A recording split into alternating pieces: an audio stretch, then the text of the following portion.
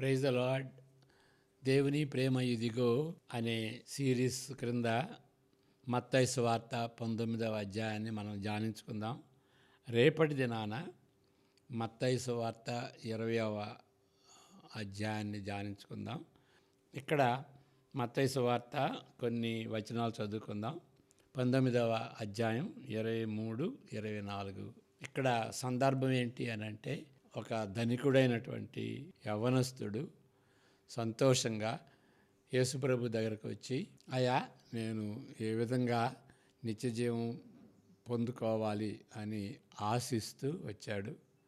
అప్పుడు ఆయన ధనికుడు కాబట్టి యేసుప్రభు ఇచ్చినటువంటి సమాధానం ఏంటంటే, నీకున్న ఆస్తిని అమ్మి పేదలకు ఇచ్చి నన్ను వెంబడించు అని అన్నాడు. ఆయన ఆస్తిని వదులుకోవడానికి ఇష్టం లేక విషాదంగా వెళ్ళిపోయాడు. సంతోషంగా వచ్చాడు, విషాదంగా నిత్యజీవం సంగతి పక్కన పెట్టేసి. అప్పుడు యేసుప్రభు చెప్పినటువంటి మాట ఏంటి అంటే, ఒక ధనవంతుడు పరలోక రాజ్యంలో ప్రవేశించుట కంటే సూది బెజ్జంలో ఒంటె దూరుట సులభమని మీతో చెప్పుచున్నాను. నేను శిష్యులు విని ఏ విధంగా అర్థం చేసుకున్నారు దాని గురించి ధ్యానించుకుందాం. ఈ యవ్వనస్తుడైనటువంటి ధనికుడు ఆయన సంభాషించిన తరువాత శిష్యులు ఆ మాటని ఏ విధంగా అర్థం చేసుకున్నారు. 23, 24 వచనాలు. యేసు తన శిష్యులను చూచి, ధనవంతుడు పరలోక రాజ్యంలో ప్రవేశించుట దుర్లభము, ఇంపాసిబుల్ అని మీతో నిశ్చయముగా చెప్పుచున్నాను. నెక్స్ట్ వచనం. ఇదిగాక ధనవంతుడు పరలోక రాజ్యంలో ప్రవేశించుట కంటే సూది బెజ్జములో ఒంటె దూరుట సులభమని మీతో చెప్పుచున్నాను నేను. ఇక్కడ కొంతమంది చెప్పేది ఏంటంటే, యెరూషలేములో ఒక గేట్ ఉంది. ఆ గేటు ప్రక్కన చిన్న గేట్ ఉంటుంది. నైట్ టైము ఆ గేటు మూసేస్తారు. మరి చిన్న గేటు, మనుషులు వెళ్ళేటువంటి గేట్ ఉంటుంది. ఎవరన్నా ఒంటి మీద వచ్చినప్పుడు, నైట్ టైం వచ్చినప్పుడు ఆ ఒంటితో కూడా లోపలికి, సిటీ లోపలికి, యెరూషలేం సిటీ లోపలికి ప్రవేశించడానికి చాలా కష్టపడి వస్తారు. దాన్ని సూచిస్తున్నాడు యేసు ప్రభు అనేటువంటి విధంగా దీన్ని వివరిస్తారు. కానీ ఇక్కడ 2 విషయాలు గమనించాలి. అలాంటి చిన్న గేటు ఉన్నది, మనుషులు వెళ్ళేటువంటి గేటు అనే దానికి రుజువేమీ లేదు. రెండోది ఏంటంటే, ఆ చిన్న గేట్లో రావటానికి, ఒంటితో రావటానికి చాలా కష్టంగా వస్తారు అనేటువంటి రీతిగా చెప్పొచ్చు. కానీ ఇక్కడ మనం చదివేది ఏంటంటే, సూది బెజ్జములో ఒంటె దూరుట సులభం. ఒక ధనవంతుడు, మరి 23లో ఏమున్నదంటే, అది అసాధ్యం అంటాడు.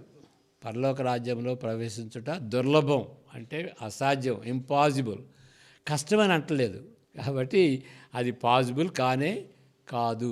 కాబట్టి అది ముఖ్యమన్నమాట.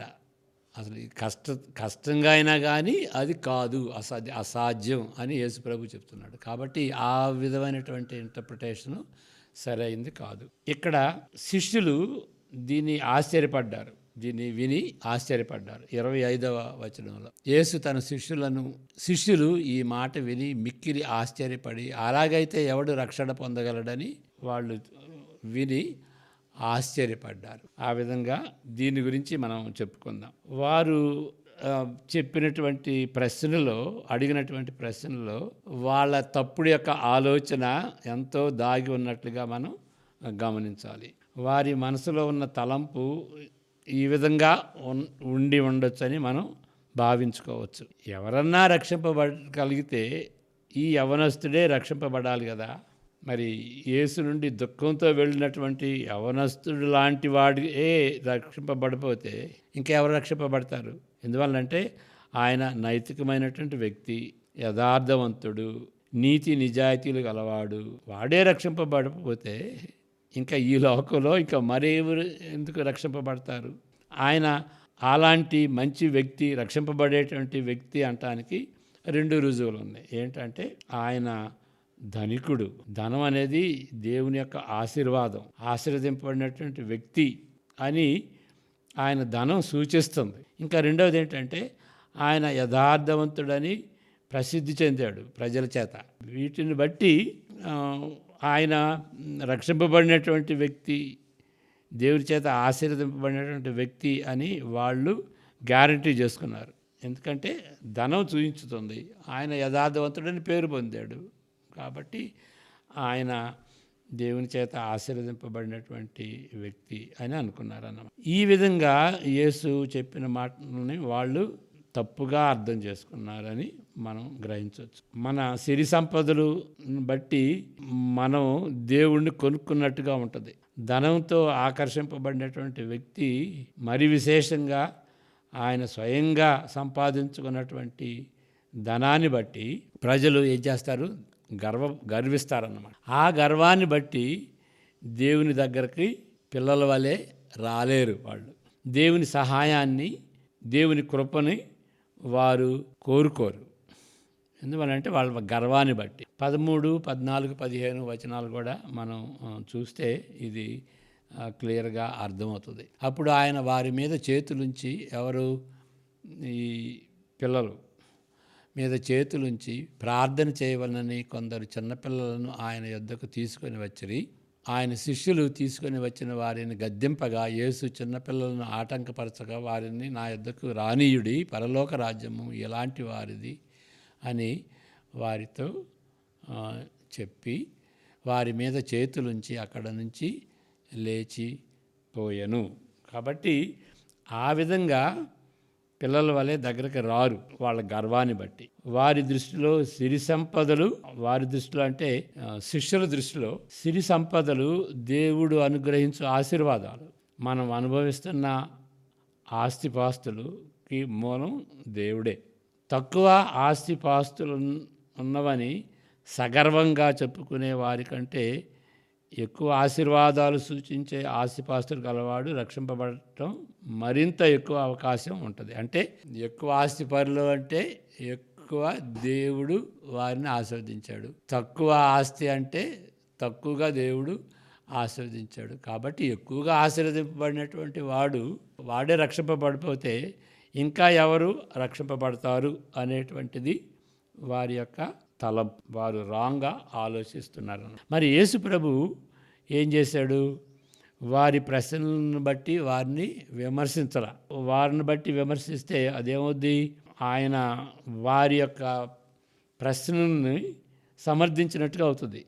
రక్షింపబడటానికి ఎవరికి ఎక్కువ అవకాశం, ఎవరికి తక్కువ అవకాశం అనే దాన్ని యేసు ప్రభు వాదించినట్లయితే వారు అడిగిన ప్రశ్నకు ఆయన సమర్థించినట్టుగా అవుతుందన్నమాట, అంగీకరించినట్టుగా అవుతుంది. అది ప్రక్కన పెట్టి వేరే కోణంలో ఆ ప్రశ్నని ఆలోచించాడు యేసుప్రభు. శిష్యులు ఆలోచించినట్లు దేవుని రాజ్యానికి చాలా సన్నిహితంగా ఉండేవారు రక్షింపబడతారా అనేటువంటి విషయం. యేసుప్రభు ఏమంటాడంటే ఇది మనుషులకు అసాధ్యం అని నొక్కి చెబుతాడు. 26వ వచనం చూద్దాం. యేసు వారిని చూచి ఇది మనుషులకు అసాధ్యమే గాని దేవునికి సమస్తమును సాధ్యమని చెప్పాను. శిష్యులు వాళ్ళ దృష్టిలో వాళ్ళు అర్థం చేసుకోవాల్సింది ఏంటి అంటే, అంత దగ్గరగా ఉన్నటువంటి వారికే ప్రవేశం దక్కకపోతే వారు ఇంకా ఎవరికి దొరుకుతుంది అంటే, ఇక ఎవరికి దొరకదు. ఏ మానవునికి కూడా రక్షణ పొందటం అది వీలు కాదు, ఇది అసాధ్యం. మానవునికి ఇది అసాధ్యం. అది ఆ పాయింట్ అందరూ అర్థం చేసుకోవాలి, శిష్యులు కూడా అర్థం చేసుకోవాలి. మానవునికి ఎక్కువ తక్కువని కాదు, మానవునికి రక్షణ పొందటం అది అసాధ్యం. అది కీలకమైనటువంటి సారాంశం ఈ సంభాషణ బట్టి. కానీ ఈ అసాధ్యమైనటువంటి దాన్ని మార్చవచ్చు. ఏ విధంగా మార్చవచ్చు? మానవులకు అసాధ్యమైన దాన్ని సమర్థంగా చేసేటువంటి వాడు దేవుడు, మనం సేవిస్తున్నటువంటి దేవుడు. ఎవరు రక్షింపబడతారు అనే ప్రశ్నకు జవాబు ఏంటి? 26లోనే ఉంటుంది. దేవునికి సమస్తమును సాధ్యము. ఇది మనకు ప్రోత్సాహంగా ఉండేటువంటి నిరీక్షణ. ఎవరు తలంచని రీతిలో పాత్రులైన వారని, అపాత్రులైన వారని, ధనికులని, దరిద్రులని ఏ విచక్షత లేకుండా వారి హృదయాలలో ఆయన ధర్మ విధులను లిఖించే దేవుడు ఇలాంటి కృపలేని ఎడల మనకెవ్వరికి ఎలాంటి ఆదరణ కలుగదు, ఎలాంటి నిరీక్షణ ఉండదు. కాబట్టి దయగలిగినటువంటి దేవుడు ఆయన కృప చూయించితేనే మనకి రక్షణ. అది మన అప్లికేషన్. మనిషి వలన కలిగేది కాదు. రక్షణ అనేది 100% దేవుని కార్యం. ఎవరైతే నేను రక్షింపబడినానని అంటారో, నా పాపాలు క్షమింపబడినాయని అని తలస్తారో, యేసుప్రభు నా నిమిత్తమై ఆయన సిలువలో మరణించాడు, దేవుని ఉగ్రతను ఆయన హరించాడు, నాకు దేవుని తీర్పు ఉండదు, యేసుప్రభు అంతా భరించాల్సిందంతా భరించాడు, నరకాన్ని సిలువలో ఆయన భరించాడు అనేటువంటి ఆ గమనిక, ఆ యొక్క ఆలోచన, సువార్తకు సంబంధించినటువంటి ఆ యొక్క అవగాహన కేవలం దేవుని కార్యమై ఉంటుందని మనం గ్రహించాలి. రక్షణ అనేది A to Z, ఆది నుండి అంతం వరకు దేవుని కార్యం. మనిషి రక్షింపబడడు. ఇది మనిషికి అసాధ్యమైంది, దేవునికి సాధ్యం అనేటువంటి ఆ యొక్క విషయాన్ని మనం గ్రహించుకుని, ఆదివారం మనం చర్చికి వెళ్ళినప్పుడు, దేవా నన్ను రక్షించినందుకు, నా పాపాలు క్షమించినందుకు నీకు వందనాలు అని మనం ఆయనకి స్తుతి స్తోత్రాలు చెల్లించాలి. మన ప్రభు అయిన యేసు క్రీస్తు కృపయు, ఆయన శిలువ ద్వారా మనకు అనుగ్రహించినటువంటి ఆ కృప, వ్యక్తపరిచినటువంటి కృప, ఇది దేవుని ప్రేమను బట్టి మనకు వచ్చినటువంటి ఈ యొక్క రక్షణ ప్రణాళిక. ఆ ప్రణాళికలో మనం ఇమిర్చబడ్డాం. అలాంటిది దేవుని ప్రేమ. ఇది పరిశుద్ధాత్మ దేవుడు ఏ విచక్షత లేకుండా అందరికీ అనుగ్రహించేటువంటి రక్షణ. కాబట్టి ఆ ఆశీర్వాదం మనం పొందుతాం. ప్రభు అయిన యేసుక్రీస్తు కృప, తండ్రి యొక్క ప్రేమ, పరిశుద్ధాత్మ సహవాసము మనందరికీ ఇప్పుడు ఎల్లప్పుడూ తోడయ్యుండునుగా. ఆమేన్. God bless you.